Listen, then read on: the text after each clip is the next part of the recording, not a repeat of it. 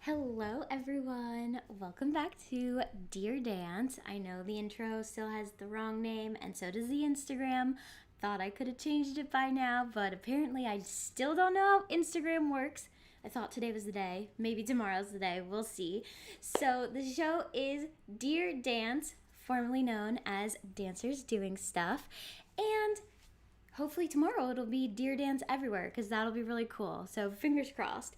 But today I have a very special holiday in America episode with my amazing friend Lizzie Croucher. I'm so excited for you guys to see and hear her story and also just get to chat with her because being a little selfish, I don't get to talk to her that much because she is all the way in England and I miss her so much. So this is like a super treat for me as well as a amazing conversation that you're gonna get to hear. So Lizzie, she is an amazing dancer. She trained with me at the Laban Conservatoire of Music and Dance, Trinity Laban. I sound horrible saying it, but in my American accent, she can say it for you guys the proper way. And we met there when I was studying abroad in England, and I just love her so much. She's a gorgeous dancer, and she has used all of her skills that she learned dancing all her life. She ended up doing some arts administration stuff, and now has a full-time pottery business, which is like the coolest thing. I can't wait to talk to her about this.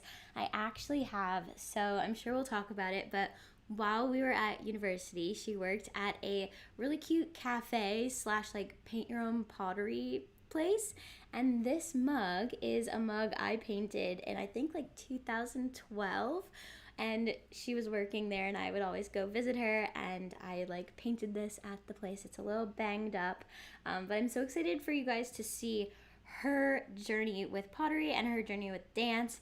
And I have a really special video. It's a very satisfying video of her showing how she makes her amazing hug mugs, and she has such a cool style. I mean, I could blab about her forever, but let me just show you the video and bring her in so I can stop talking.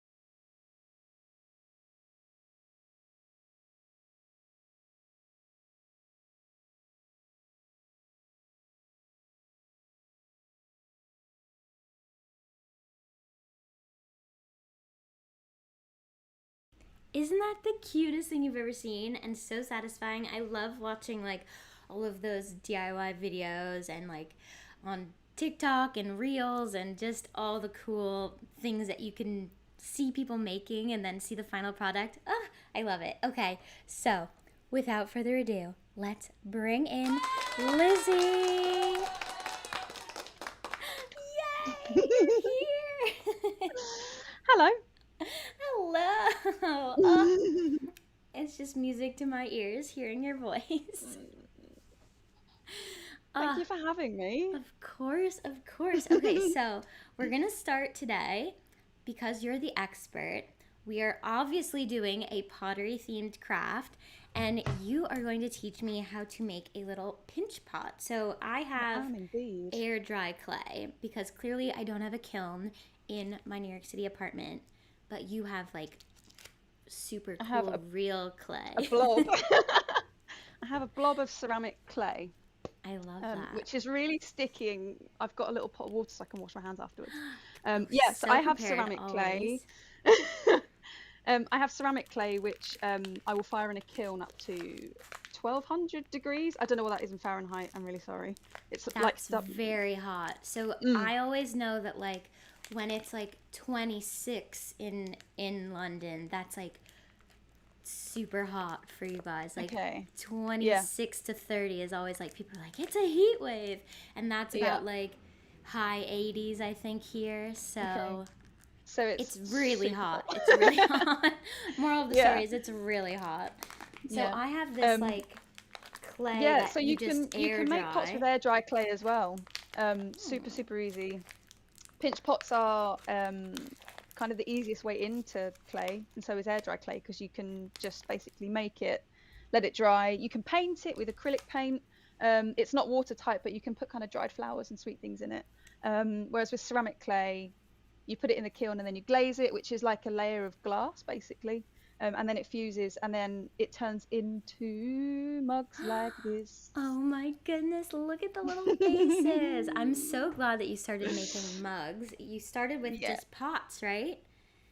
I The did mugs. just plain, just kind of plain shapes. All my stuff's still really simple shape wise, but everything now has a face on it, a I love smiling it. one, not a sad one. Yeah. Um, yeah.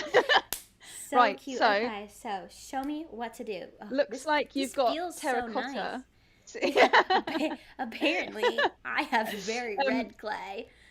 so normally with ceramic clay, because of the process it goes through, you have to wedge it, which is similar to like when you knead bread. So kind of you're like pulling the air out of it basically, which I've already done because that's a boring part that will take me a few minutes.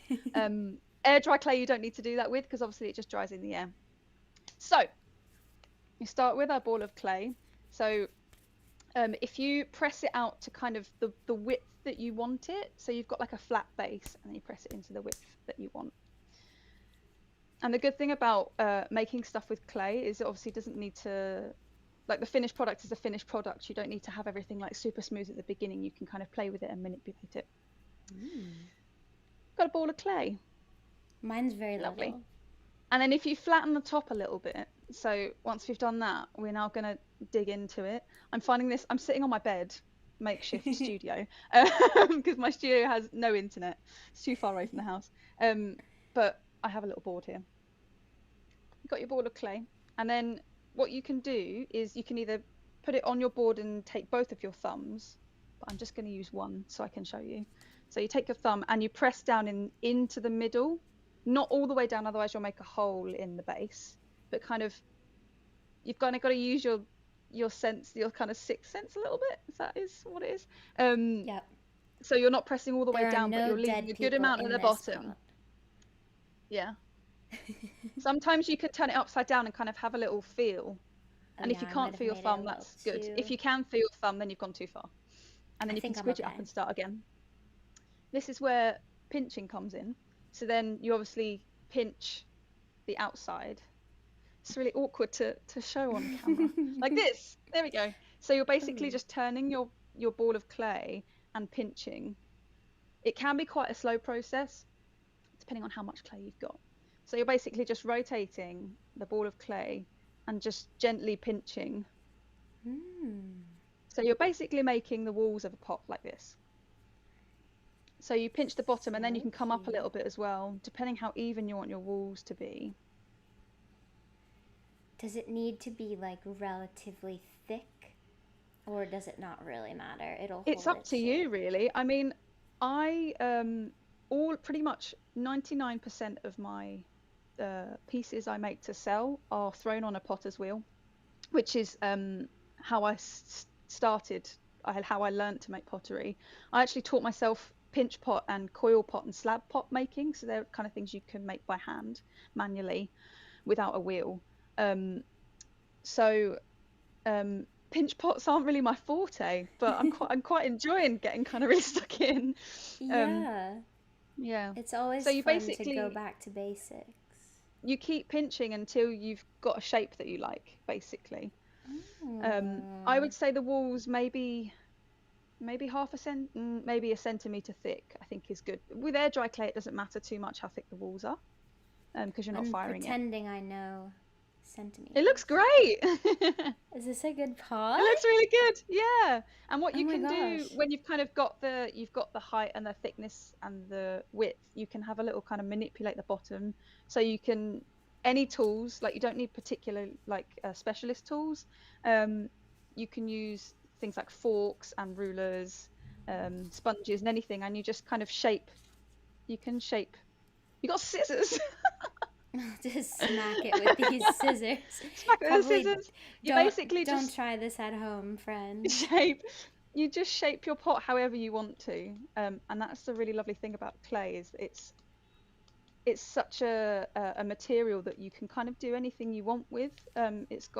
It's quite kind of resistant, so if you mess it up you can just scrunch it up, knead it or wedge it again, and start again, which is great. Oh, so cute. I love it. Yeah, I can put all of my it's little nice. paper clips in here or something, and then you can Yeah, paint it afterwards. Obviously, I won't be using yeah. this for So with air food. dry clay, you can paint it with like acrylic paint or nail varnish. You can kind of colour it with Mm, pens, so it's completely your choice. Um, so but cool. with Oh my with gosh, I this love one, this. I'll have to let it dry, and then I'll put it. I probably won't put this one in the kiln, but let it dry completely and then put it in the kiln, um, like this. Oh my gosh, what a successful craft. We have pot friends from across the Yeah. pond. And then Oh, you I can, love I mean, it. I have a friend that makes and sells pinch pots and mugs. That's what she does. She doesn't throw on the Wow. wheel. And I think it's the most, you've got to be the most, to sell, to make and sell a batch, pinch pots. You've got to be so Yeah, patient. that's so So impressive. I didn't know patient. that people even did that. Yeah, yeah. And they're amazing. That's so impressive. Wow. Yeah. Oh my gosh. Well, thank you So, for showing me this. I love all right. this. Normally I'd put a little face on it. But I quite Yeah. like this one the way it is, so I might leave it. Yeah, Yeah. I love it. Oh my gosh, successful craft. Thank you. Sometimes the crafts are a big fail, so this is a good sign for the new season. Okay, so now that we've done our special craft, I would love to hear a little bit about your journey with dance. I know I kind of met you in the like mid to end section of your journey, but Hmm. what was your dance training before you went to university? Yeah. Gosh, it was such a long time ago. Right? I know it's We great. met It's we met 10 years ago. but we haven't 10? I was in aged second 10 year. Yeah, years. 10. Yeah, I But know. we haven't You we look the haven't same. grown 10 years. And you have short hair now Um, again, so you really haven't yeah, changed. yeah. Yeah, we met 10 years ago when I was in second year, and you started when I was in second year, right? Yep. Yeah. So Wow. before I did, I mean, I could go all the way back. I've danced since I was like 3 years old. Yeah. Um, and I've loved, yeah, I loved dance when I was a kid, to the point where my mum and dad, bless them, would take me to dance classes five times a week. So like pretty much most nights of the weekday, and then a whole day on Saturday. I went to a stage school in Kent, where I'm from in England. Ta-da! Um, so yeah, I was really, really dedicated to it. I did a couple of, I loved ballet, so I did a couple of kind of extracurricular youth ballet companies. So I did one in Kent and then I did one in London. And I was fortunate enough when I was just like a wee little 13-year-old, I performed in the Peacock Theatre, which is near the West End or on the West End, I don't know. So Um, cool. so I loved ballet. Fallen out of love with it now, but I did love it. Um, and then when I was 16, my dance teacher for about 3 years had kind of always said to me, oh, Laban have got a advanced training program for young people, which is like a pre-vocational training. So it's quite intense. So it's one night a week and then the full weekend of training in contemporary and ballet. And for like 2 or 3 years, I was like, no, no, no, I can't do that. I'm not good enough to do that. Or like, I'd just dismiss it because I was quite anxious about having to like go and train somewhere else. And then when I was 16, I just thought, I actually don't know what it was. I think it was because I knew at that point, I'd I was kind of at a crossroads. I either wanted to go to dance college or art college. There was no other option for me. It had to be something creative. So I thought, if I'm gonna have a, I kind of want to build up my portfolio in dance if I'm gonna audition for dance colleges. So I just thought, I'll try it. I might not get in, and then I got in when I was 16. So I spent 2 years alongside sixth form, so like Yeah, I 16, was 17, gonna 18 say, years like, old. maybe explain a bit more about like how I know we had David on a while ago in season one, who was also he was in the musical theater track, but Mm, explain a little bit about like school and everything for people who might not know as much. In America it's very different. Like you mm. guys, from my understanding, you kind of have to make a decision about what you want to do with your entire life kind of You kind of, early. the minute you turn like 12, That's they wild to like the me. minute, That's yeah. So insane. so s- year seven, so that's like 12 years old. So you go That's to like a our different sixth school. grade, I think. Yeah. Yeah. So I went to what they call here like a grammar school, which Uh, is a school for girls. So I had to pass a test to get in. Looking and back now, I everyone wears a wish I'd gone uniform, somewhere right? else. But Like even public if school, you wear if a uniform, right? In yeah, most yeah, schools. It's yeah, another uniform. wild thing. Weird, really weird. Um, yeah, so the kind of, because it was seen as quite like an academic school, um, kind of the minute you started, they're a bit like, oh, well, you've got your GCSEs in 3 years, which is like a set of like, I think it was like 12 or 13 subjects that you took a test in, and then that determined what you did for your A levels, which is then you narrow it down to 3 or 4 specialist subjects. So it was almost like Wild. the minute you start secondary school, high school, they want to know kind of what you're thinking, which is weird because you're like, I was like a tiny little You kid in like hardly know who clothes you that were are too at big for that me, and point. my bag was like the same size as me. Yeah. So um but I had been dancing all the way through that, and I at that point I actually wanted to go to the Royal Ballet School. So I remember Wow. when they kind of, it got to the point where they were asking about subjects.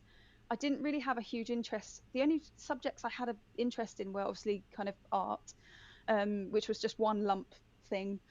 We didn't have dance at my school, and PE was kind of really sports and athletics focused, which I didn't really enjoy. Um, so yeah, art and English I loved. So I just thought, oh, I'll just go towards those. And then when it got to A levels, when we had to narrow it down even more, by that point I was in pre-vocational training and knew I was going to just not go to kind of traditional university, as they call it here, where you study like an academic subject. I knew I was going to go and do dance. So I narrowed my A levels down.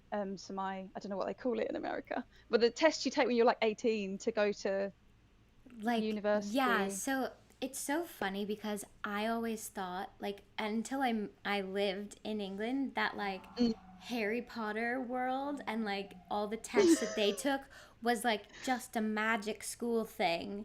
Like I No, didn't ever realize that that was like reflecting what you guys actually go through. So my understanding yeah, of like English schooling is like, oh, the real version of Harry Potter school. So like for us we do like SATs or something if you want to like go to a university or college, and but not all schools require them. It's like very like mm, willy-nilly in yeah, America for education. yeah, So we don't really have like some yeah. like if you're in a Which, regular school you have like your Massachusetts state tests, like states have tests and stuff, but it's not oh, as okay. like organized as England, I feel Mm, like.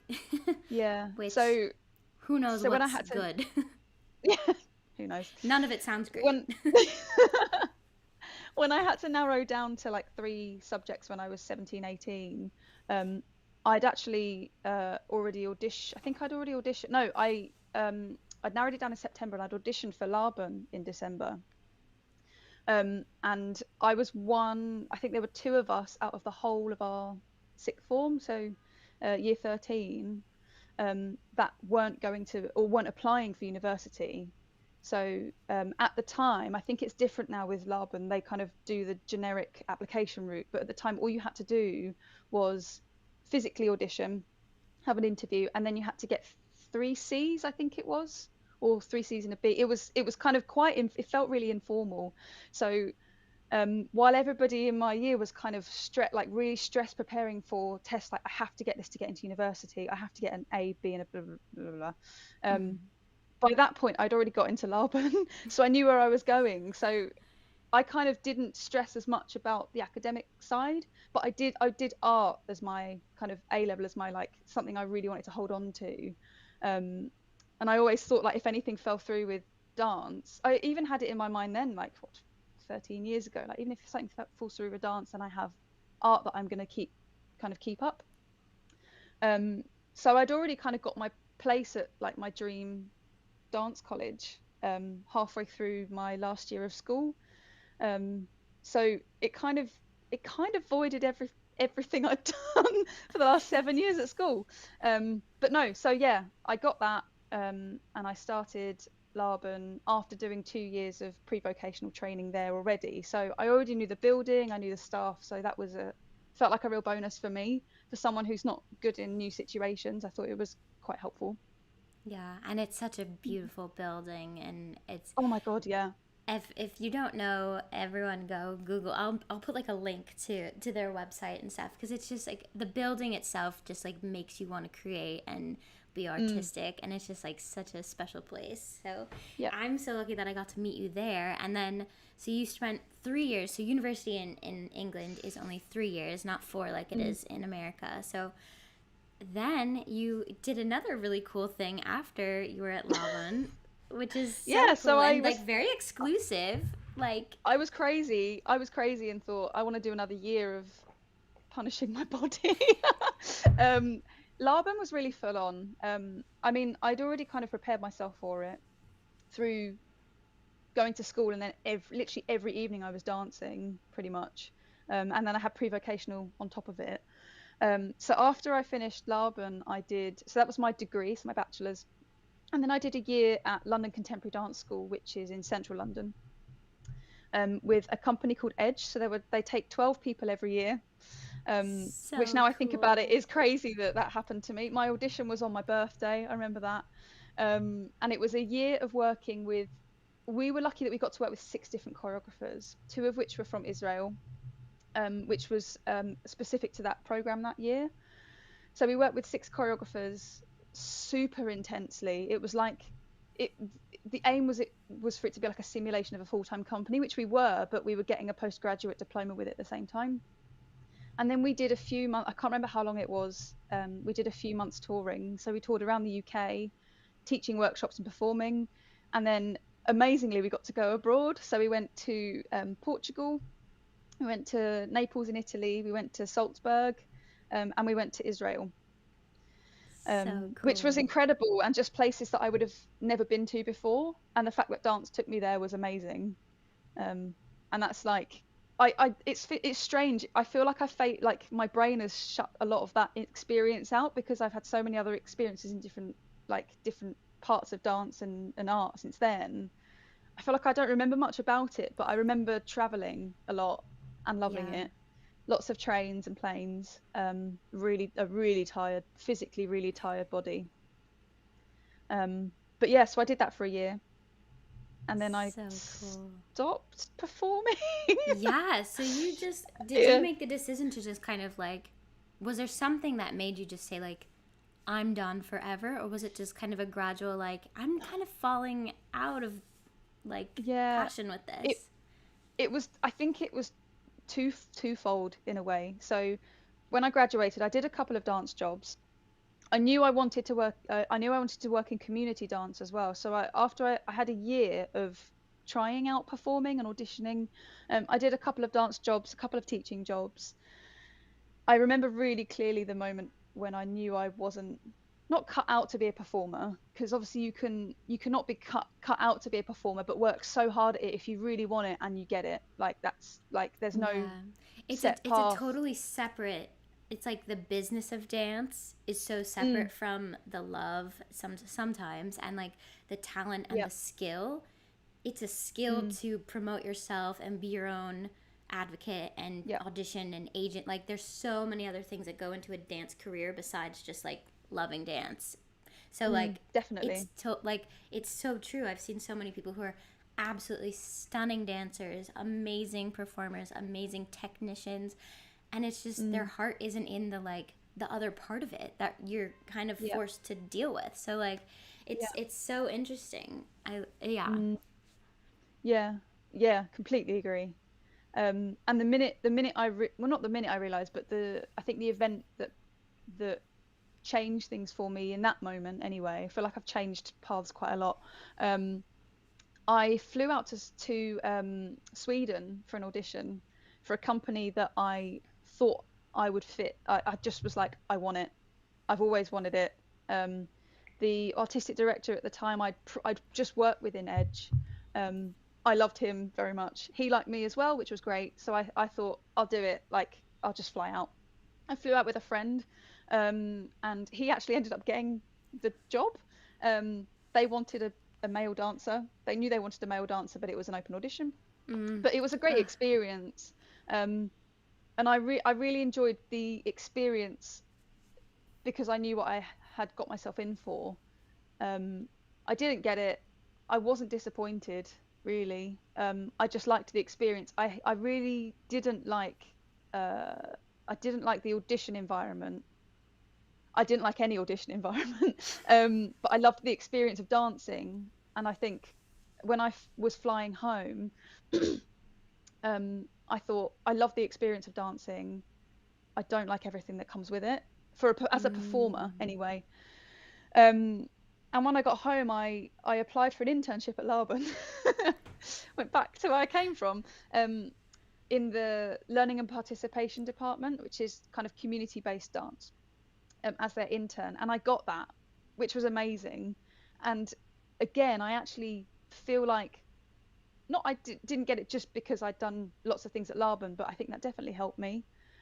So I kind of thank my younger self for kind of pushing myself through that door.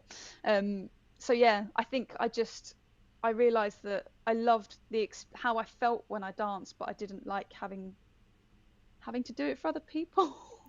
Yeah, no, If that that's makes so sense. valid. That's so valid and Yeah, so real. yeah. And I think I realized that I wanted to work towards giving other people the feeling that I felt when I was experiencing dancing, to people that wouldn't necessarily have access to it.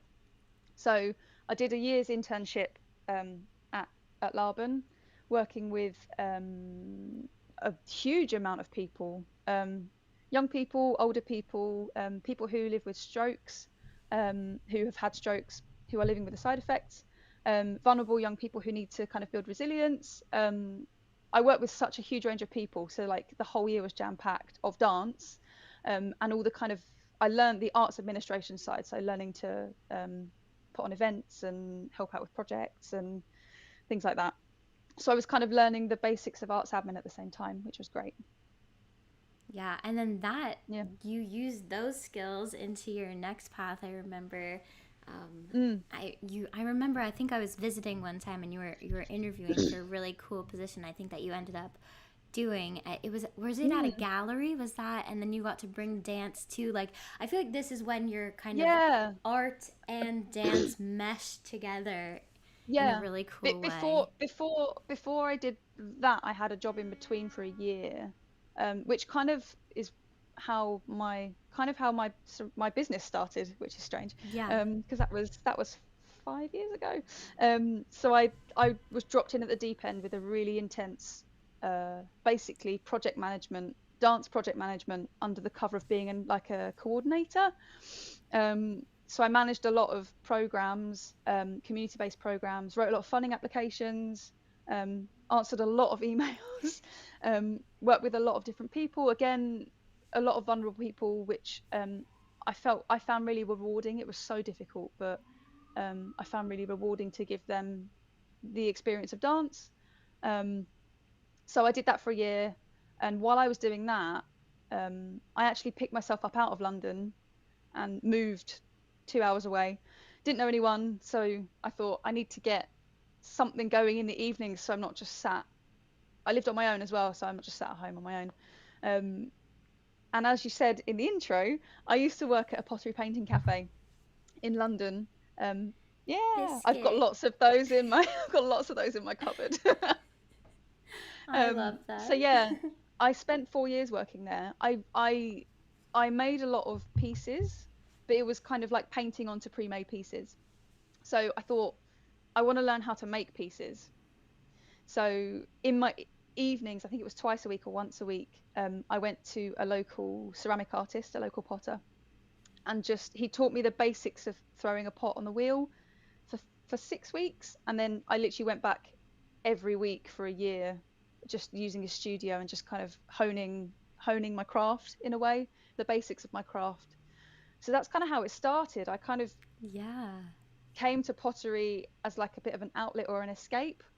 And actually, towards the end of that year, I pretty much burnt out completely, physically and mentally. So it was almost Yeah. like my lifeline in a really cheesy Yeah. way.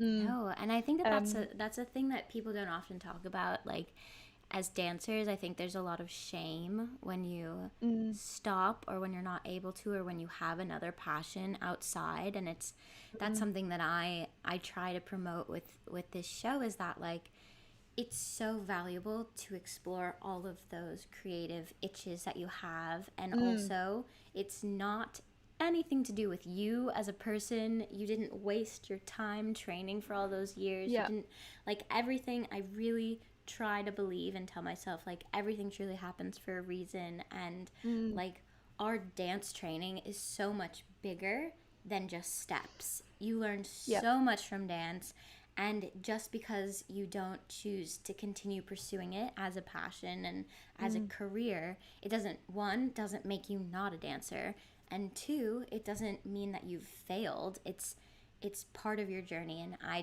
think yeah. it's so important to hear stories like that. And like, I can't wait to we'll get into all of your pottery stuff, but like, it is so exciting to see you just thriving. And like, I'm sure when we talk about it, there's going to be so many things that connect back to your dance training. And Mm. just, I mean, even And just the none of it would have simple been fact of possible you. without, yeah, none of it would have been possible without doing what I did, because if I wouldn't Yeah. have trained at Laban, I wouldn't have worked at a ceramic cafe, and then I wouldn't have really known anything about firing a kiln.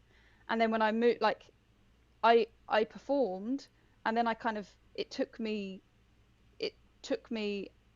making myself perform and realize I didn't want to do it, to go into Mm-hmm. project management, and then that led me back to pottery.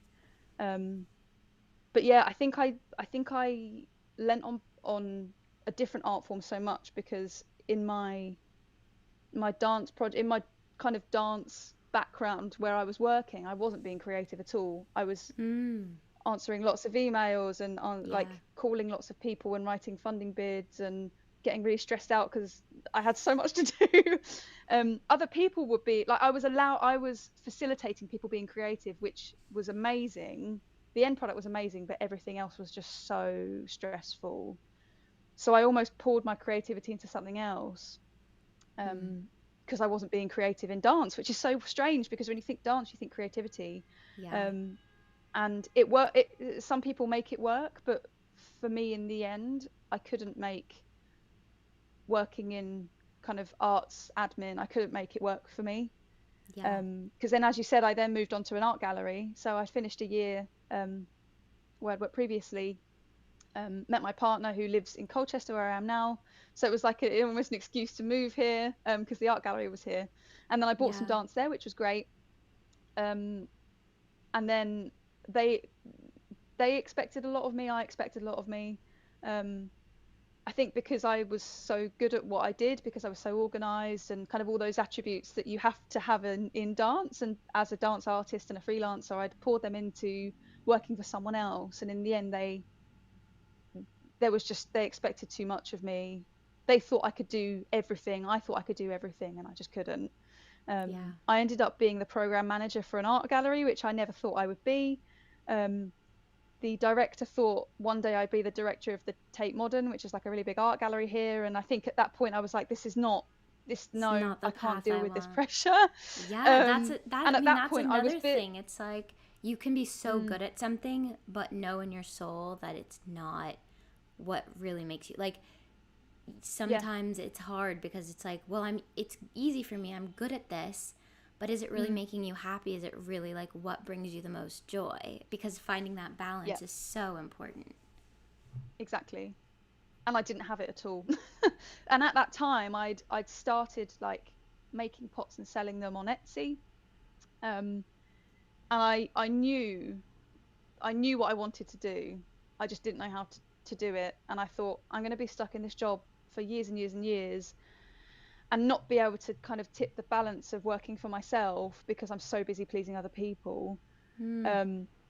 So basically, all in all, it took me 4 years to go from starting pottery, loving it and knowing I wanted to do it somehow. I wanted to make money out of it somehow, not off it. I wanted to make things and sell things and have people kind of experience joy out of what I was making, which is similar in dance. You make a piece of work and you want people to enjoy it, or you perform in someone else's work, and the ultimate goal is to bring joy, really, and to bring up kind of to be thought-provoking and make people smile. And well, that's what I think when I think about dance anyway. So yeah, it took me 4 years kind of from the point where I realized I was done with my kind of working for someone else in a creative aspect to working for myself in a creative aspect fully. And that's only really been nearly a year since I went completely full-time as a ceramic artist. I just love that journey. Okay, before we get into talking about Croucher Lee, the amazing pottery, let's play our first game. Ready for it? Let me get my little... It's time for Would You Rather. Okay, so I'm going to pick randomly. And if you're watching live, or if you're watching the replay, or if you're listening to the audio version of this show, definitely let us know what you would pick. So, would you rather have fingers made of toes? I mean, not fingers made of toes. Would you rather have fingers and toes made of wood, or sleep each night in an underground coffin? Oh no, they're both awful.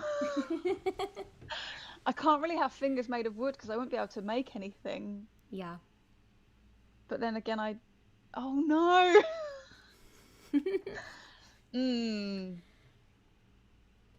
I'd have to, oh God. I guess for practical reasons, I'd have to say sleep in an underground coffin. I guess I'd get used to it. I'd never get used to having... It could be like a big one. Like, maybe it's a tomb. Like, you know? Yeah. Like you could make it work. You would decorate like a big it really underground wooden tent rather than a coffin. Yeah. I'll change the question slightly. Yeah. I love it. Yeah, that one. Go for that one. Okay. Would you rather live in a nice house in the middle of an active volcano, or never be able to close your eyes? Never be able to close my eyes. Yeah. Because you can just, like, cover them. Yeah, that's true. Yeah. Smart. Look at you. Never want to live in a volcano. No, thank you. Yeah, no, not an active one. I feel like no matter how nice the house is, you're risking a lot. Yeah. Okay, last one of these. Would you rather get bitten by a dog every time you go outside, or be invisible to everyone forever? One of them might actually happen to you every day. I know that sounds kind of nice. That would be yeah. I'm quite introverted and like my own company, and I mean I love my friends, I love my family, I love my boyfriend and the dogs, but you can still like talk to them, right? If you're invisible, you can still be like, I'm over here. Yeah. So and like you could like fine. cover yourself in like dust, and maybe you would show up or something, like glitter. And then you can like do podcasts and not have to keep like looking at yourself thinking, do you look okay? You look invisible. Amazing. Invisible sounds really good. Amazing. Okay, let's talk your business. We've teased it. We've shown bits and pieces. I don't know if you have any other things to show, but I love looking at them. Yeah, I have one of these little ones. So cute. So I'm so lucky. I have original Croucher Lee ceramics at my parents' house because bought them a long time ago when I was visiting. Luckily, I got to go visit you, and that is like so special. They're in my parents' house. My mom has them, and they were like some of their first Oh. ones that you made with faces. I think it was like kind of when you started that. So we kind of Yeah. teased it. You started at Biscuit painting pre-made pottery, and you learned how to throw on the wheel, and you like so cool that now it's like a full-time business. Like I can't get over it. I remember when you had like a giveaway for like 400 followers on Instagram, and now it's like your full thing. Like that is so cool. Yeah.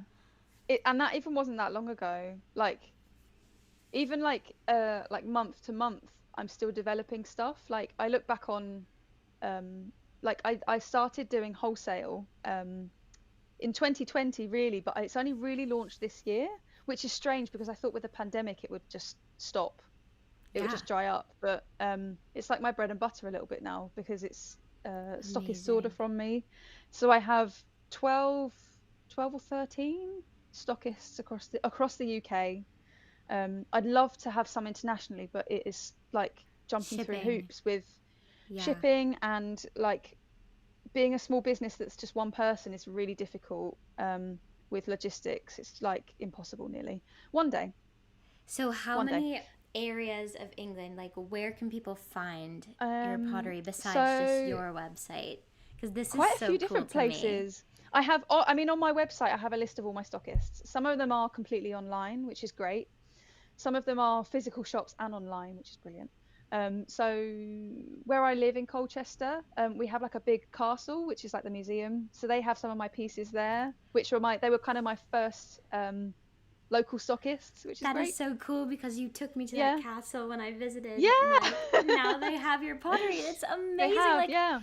Like I just Um, need to take a second to celebrate you and your growth and like because I am just like your biggest cheerleader and I want the world to have all your pots and oh, mugs in thank their house. Like you. I can't wait till it's like easy to get them It's all so in weird. America. Like it is just crazy. It's really crazy. Like you've done this. So okay, I'm gonna stop talking and I want to hear more No. from you. Yeah, so I have one in Colchester at the moment. I'd like to expand that next year, hopefully. And then where I live in Kent, I have one there. My mum's friend, who has been like one of my biggest supporters since I was painting pottery. So I had my first like exhibition in her old shop. Now she's got a new shop, this like beautiful shop that's like dedicated to like UK makers and small businesses. So I have Amazing. my stuff there, and then I've got a few shops up north.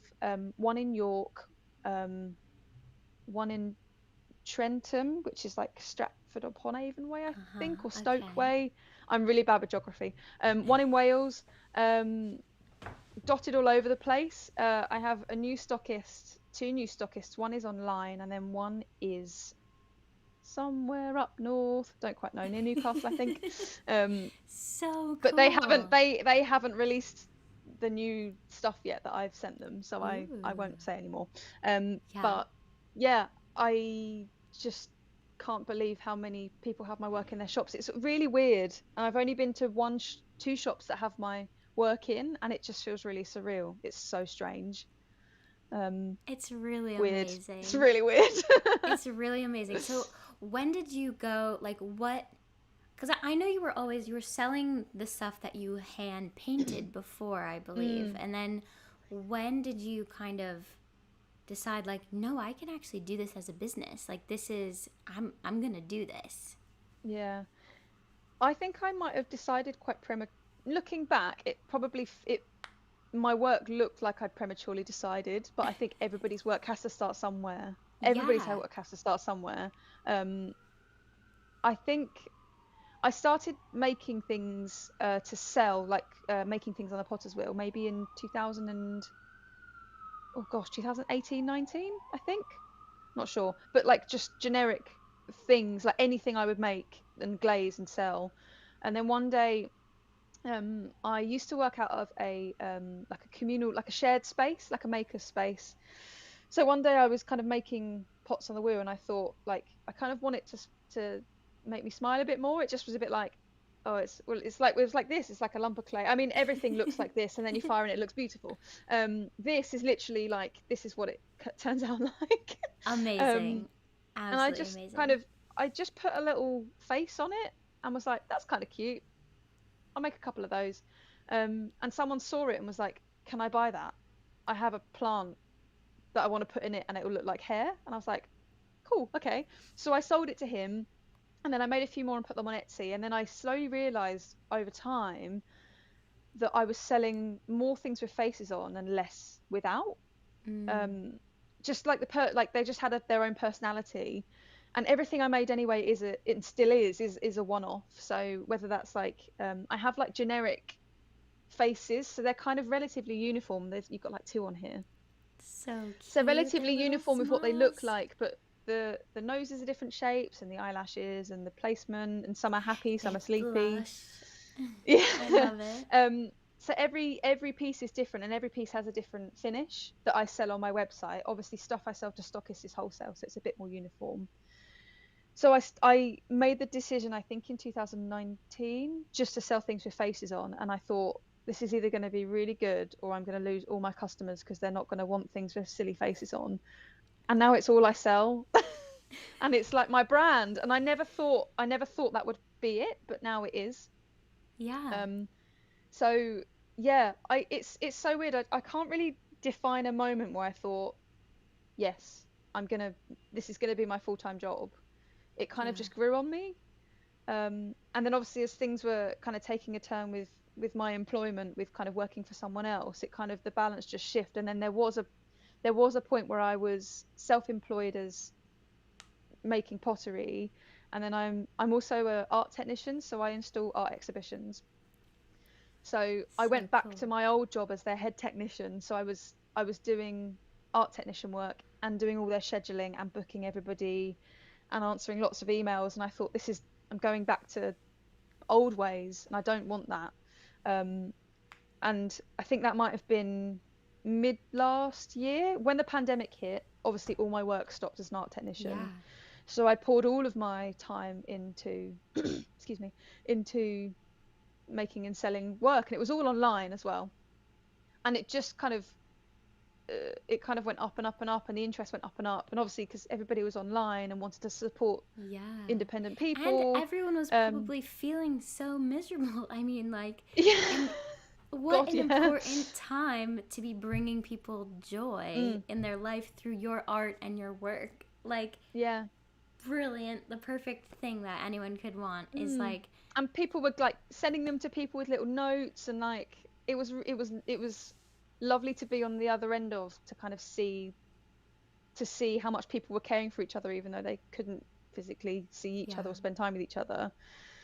And then I think I kind of turned around to the gallery. I think it was August or September, and was like, I can't do this anymore.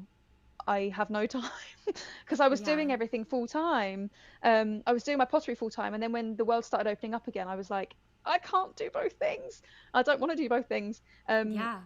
so now I occasionally help out, but just like a casual technician, kind of doing building work and painting walls and putting artwork up. So I have that option, which is good, because while this like is amazing, like I can't believe I have to pinch myself every day I'm doing this, there are going to be times where I might struggle financially. My work might not sell. I might not sell a lot of my work one month, which touch wood hasn't happened yet, but Yeah. there might be that time. So me being me, I've always got in the back of my mind like, what if I don't, or if I injure myself and I can't make something, like. Yeah, I was gonna say, because let's talk about how physical pottery is. It's so interesting that, like, of all Yeah. the art forms that you could have gone into after dance, like, you chose a pretty physical one, which I have Yeah. to imagine is not a coincidence. I'm sure that Yeah. has some sort of like deep connection. I mean, it's like watching you on the wheel. It Yeah. is almost like a dance. It's like It there's a is. It rhythm is. to it. It's like it really is a Mm. dance. Yeah. I mean, even just the very, very, very basics of throwing on a wheel, and even kind of wedging clay, you have to put your body weight behind it, or you're not going to get anywhere. And Mm. it's the same thing with dance. And I actually struggled with that for a long time when I was training, because I was quite small and dainty and really skinny, and I struggled with like putting my body weight in anything. And I kind of only really got the hang of it in my third year and going into Edge. And then when I came to throwing on the wheel, and the potter said, um, the potter I was working with was like, you have to put your body weight behind it. I was like, I know how to do this. And and I remember when I finished my first session, he was like, you seem a real natural at this. And I was like, it's because we like, you have to use Yeah. your body in certain ways, and you have to be static for quite a while, which obviously as a dancer you are constantly moving, but you have to be still. Like, stillness is a thing in dance as well, Yeah.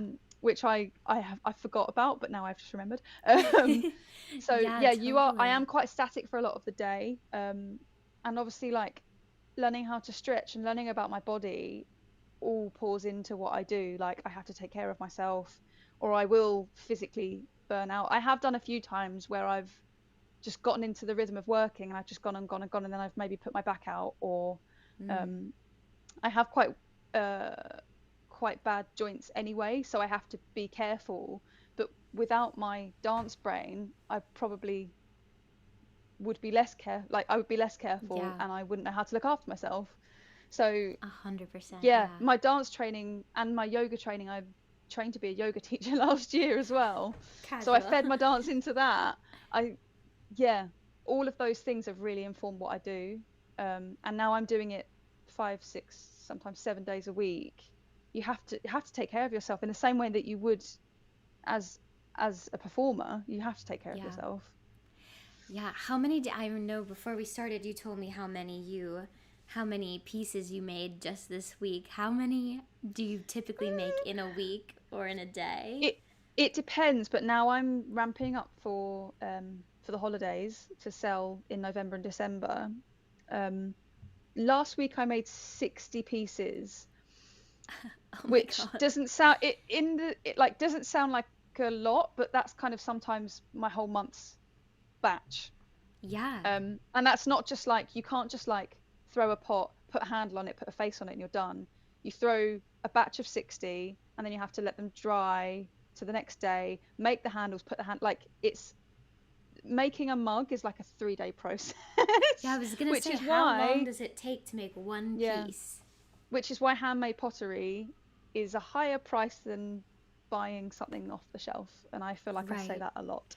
No, it's So important to make sure people understand that. It's the same with like, I mean, it ties back to dance as well. When it's like, oh, you're just doing a little dance, you're just making a little mm, pot. It's like there's more that comes with this. You yeah, see the you final paid for product, training, yeah, yeah, but the yeah, materials, the training, like I think with both of the art forms, it's like there's the final product that you see that you either watch or you get in your home and mm, use and drink out of, but it's like there's a lot that comes with it. There's a lot of energy put into it. So yeah, it's the same. It's so many connections with dance. I love it. yeah, yeah, definitely.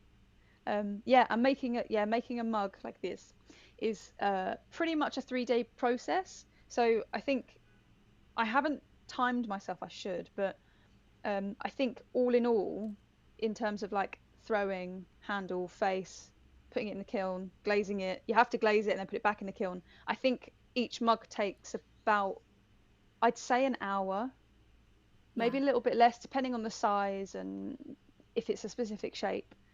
About an hour of my time kind of broken Physical. up. Yeah. Yeah, but then you've got its materials, and then I have my own kiln now, so it's paying for the electric, which is quite a lot because it's a big kiln, Yeah. and it goes very hot. So it's all those hidden things, and I think it's the same with dance. Like, there's so many hidden, not just like physical hidden things. There's lots of like emotional hidden things as well, Mm. that you pour all your time and all your energy into it, and sometimes you don't sleep because you're like nervous about the next day for a performance, or sometimes you're just spent pacing around the kitchen wondering why I'm doing this, and that's still energy you're pouring into your work. So yeah, Yeah. besides an hour physically making, there's also lots of other things that go into it as well. Yeah. But making in a big batch, it kind of makes it more efficient. So Yeah. What are some of your other passions outside of pottery that oh, you love? I know you like your time is it's like weird how because do you have any time? when I used to dance, it was like, oh, pottery is my passion outside, but now pottery is like what I do. Yeah. Dance isn't, this is really controversial. Dance isn't my passion. I don't, oh my God, I don't, I did attend like a dance group locally to me. That's obviously fizzled out due to COVID. I think they're reinstating it. And I just, at the moment, I have no passion to go back to it. Yeah. I have no passion to what to go and watch it. It honestly, I'm breaking my mum's heart right now. I have no passion to go and watch. It will come back. I think Yeah. because I think that's so important to to be quite acknowledge. frank, I had a quite a traumatic experience with dance and everything that came with it. Everything like friendships, relationships, that whole time was very traumatic, and I don't think I've revisited that yet. I feel like I need to unpick that and then maybe go back to it. Yeah. Um, I'd love to go back to it someday, but my body's not ready for it for a Yeah. start. I'm nowhere near as flexible as I used to be, and my stamina is awful. But But it's the no, thing is you can go back if and when you want to. It's like yeah, dance will always be there for you and you're always a dancer definitely. whether you're dancing currently or not or never again. Mm, So I think that yeah. that's such an Oh, important thing to bring absolutely. up. I think doing all my kind of community-based work and working with like I work with people who were maybe like 60 or 70 and had never danced before, like never. Or I work with 60 and 70-year-olds who were professional dancers and then lost touch with it and then came back to it. And I've had the privilege of kind of meeting people from all walks of life that have so many different experiences with dance. And it's made me know that like I can drop it now. I haven't really thought about it for a while. But when I want to go back, it will be there. There's always an opportunity there. Yeah. But you asked me about my hobbies Yes, uh, tell me. outside of pottery.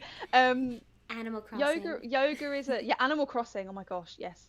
I still play Animal Crossing every night. I was a late comer to Animal Crossing. I got it Yeah. this year, January this year, I think. Okay, Um, okay. I play it every night. We need to play together I again. know, We my haven't done island for is a a mess. while. There's about to be a big update in November. Oh, Brewster's great. coming, the cafe, so we're gonna have a lot more to do Brilliant. on our I islands. didn't know that. That is very exciting. Oh yes, Um, oh yes. Animal Crossing. I don't play any other games, but I like watching people playing games, which is a strange hobby. My boyfriend is like a gamer. Like he plays games a lot. I don't watch him, but I sit and watch streamers play the games he plays, which are Is that like because he's not good or first no? person shooter games. I don't know why. I'm just like obsessed with watching them at the moment. Oh my god, amazing. Weird, like stuff that I would never want to play myself, that I would find too stressful. No, he's great. He's Yeah. really good at playing games. He's got like a history of gaming competitions and stuff and Oh coaching, wow. but I feel like I want to leave him in a room by himself when he plays because I don't want to be like, what are you doing? Yeah. Yeah, so I like doing that. Yoga, I practice yoga every day if I can. I train to be a teacher. I don't want to be a teacher, but it's taught me an awful lot about myself and my practice, which is amazing. Um, and kind of a way for me to kind of disconnect from life in a way. That sounds really strange, like disconnect from the stress of in a life, good way, not yeah. life, the stress of life. Um, yeah, what else do I like doing? I think that actually might be it, really, apart from going for walks with my dogs, seeing my family, obviously, um, which I'm doing this weekend and I haven't in a long time, so that's really nice. Oh, Um, I think that might be it. I feel like I mean that's I live pretty quite a, full, I mean, like I dedicate, it's weird because pottery is something I do for a job, but it's also still a hobby. Like I can sit yeah. down and just make something for me. I can still do that. I think the day I lose that is the day that I need to take a step back. Mm, Because yeah. otherwise it would just become, I'll just burn out in it again. Yeah. All right. Well, it's time for our final game. Yay! Questions. Oops. So, I have randomly selected one card from each of our unorganized categories, and you can pick which color you would like to answer first. Ooh. Pink. Pink, please. What is the most clever word you know? Ooh. Oh, clever word. I don't know if it's a clever word, it's the longest word I know. when I was in year 6, so when I was 10 or 11, we had this is really lame.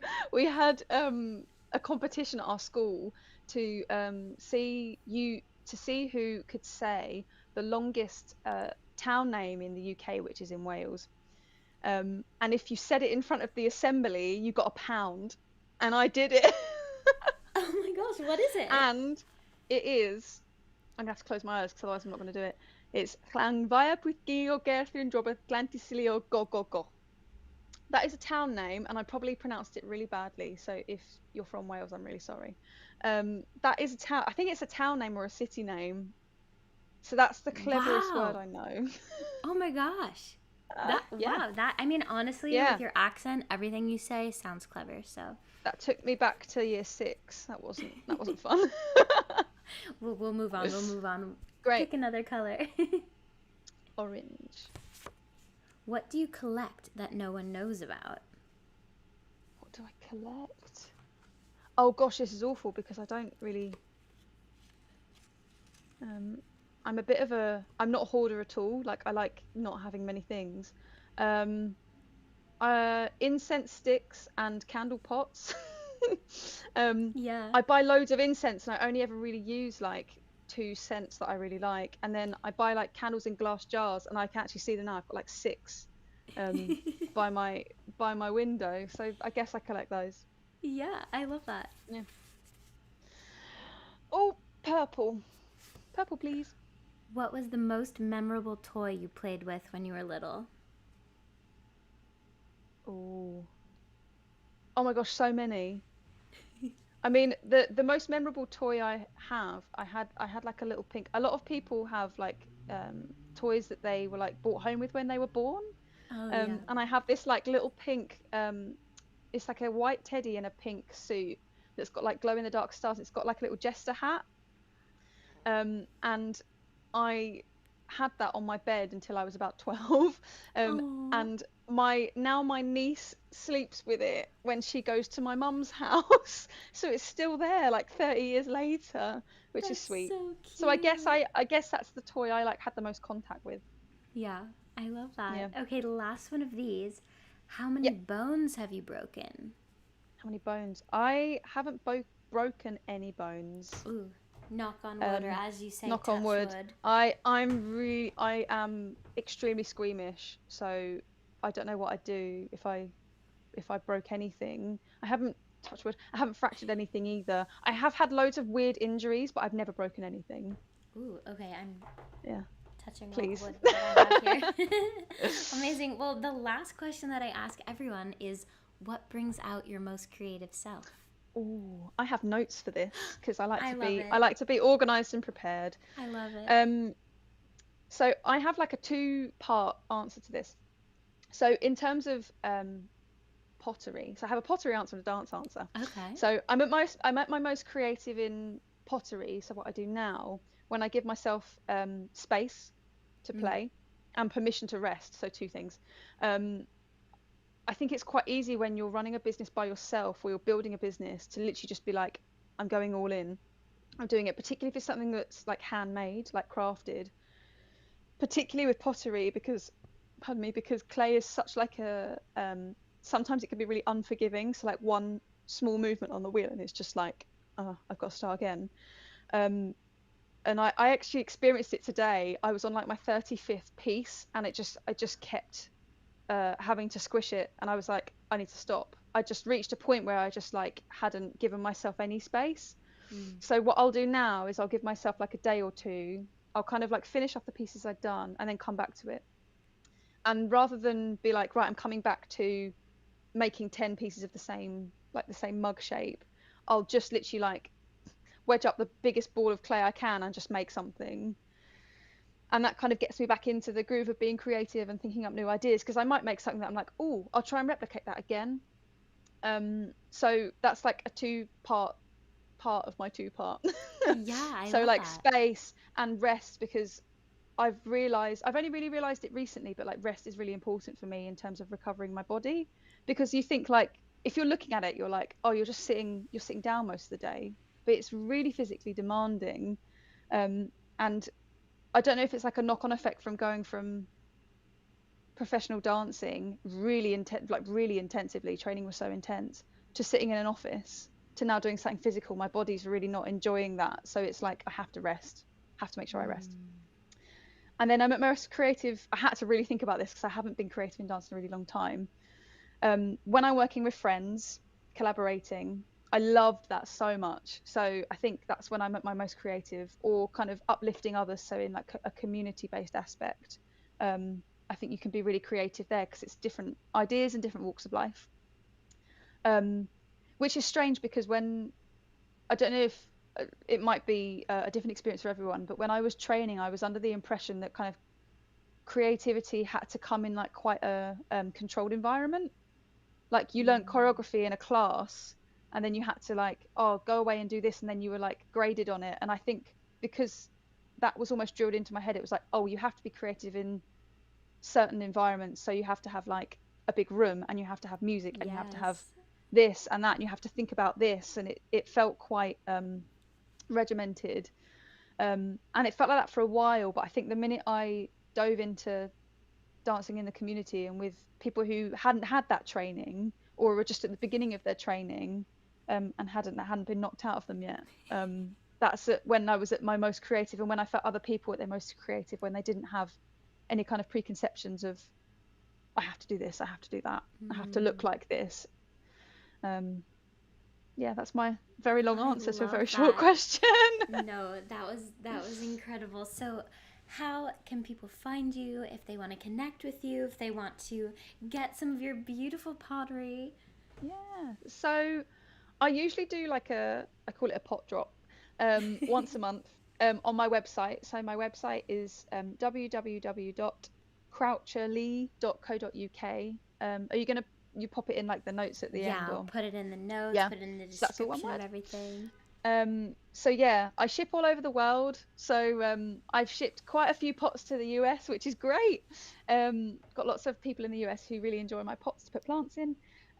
So yeah, my web shop is where you can kind of find my pieces. I have some available at the moment, but like a really small amount. My next drop is at the end of November, so Ooh. Christmas time. Um, Yay. the main way you can kind of see behind the scenes, and the place I'm most active on, is Instagram, because it's obviously like an image-based platform, video-based platform now, but image-based as well. Yes. Yes, that's a whole different conversation. So my Instagram handle is croucher.li, because I used to use Croucherly, and then I deleted it, and now it won't let me have it again. Oh So a little no. dot in between. So that's mainly where you'll find me. I have a Facebook. I don't have a TikTok. I'm going to say that right now. Well, I you do don't make have some one. great reels though, I make so some good reels, so maybe I'll be convinced to make a TikTok, but right now I can't. it's very That's too overwhelming. many things It's to think yeah. about. But yeah, Instagram and my website are the two places you can see everything. Amazing. We'll definitely have that all linked up and everywhere. And if you enjoyed this show, definitely check out the audio version that will be out in a few weeks. And that is called Dear Dance on all podcast platforms. Hopefully, by the end of this week, the Instagram will also be called Dear Dance Pod.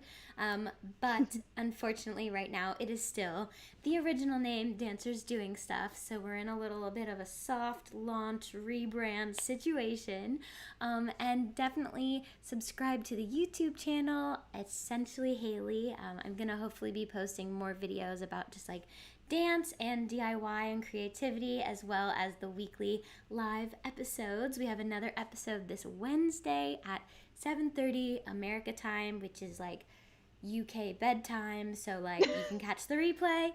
And definitely check that out. I'm trying to get to 1,000 subscribers, so that would be really awesome. If you have a YouTube account, just like subscribe over there. And the only other thing is the Patreon. I'm going to be making some changes to the Patreon, but once we get to 100 patrons, we will be opening up the Dancer's Dream Grant Program, where I'll be giving $1 per patron to a dancer who has a creative project that needs funding, whether that's getting rehearsal space or paying their dancers or hiring a videographer, or taking some classes because they've been in their apartment for a year and a half and they're finally ready to get back into the studio but can't afford it. Just a way to help bring the community together and uplift everyone. So definitely check out the Patreon. Like I said, I'm going to be making some changes to it for next month, but it's just $5 a month. I don't know what that is in pounds, but it's something. I have no idea. Yeah. So less check less out than all £5, of I those think. things. Yeah, because you guys, your money is probably, it's doing better than us, I think, right? Is that what that means? I'm not sure. I need to look it up. I'm not Not really sure about that. 100% sure about not all those transaction changes and temperature Yeah. changes. So we'll do some research, we'll do some math, but definitely check out everything that we mentioned. And thank you so much for being here, Lizzie. This was like highlight of my week, or my day. Mine I still have more day too. left. I'm so glad that we got to chat and share your story with everyone because it's such a great story. Thank you for having me. I've had a great time. Course. And I've got a pot I can put in the kiln later. I know. I'm gonna have to. I'll share a picture of my my little pinch pot when it dries. Oh, cute. Yay! Amazing. All right. Well, have a great night, everyone, and a great afternoon in America. Bye. Bye.